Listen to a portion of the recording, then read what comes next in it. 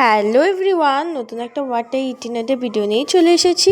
তো চলো আজকে কী খেয়েছিলাম তোমাদের সাথে শেয়ার করি।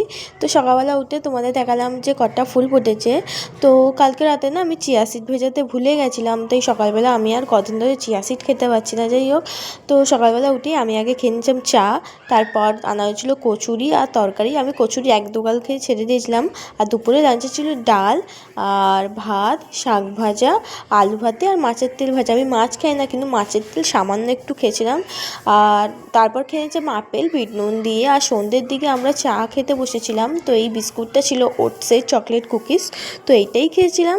আর তার কিছুক্ষণ পর টিফিনে মানে বলতে পারো পিৎজা আনা হয়েছিল। তো চিকেন সসেস পিৎজা ছিল, জাস্ট লোডেড, পুরো দারুণ খেতে ছিল।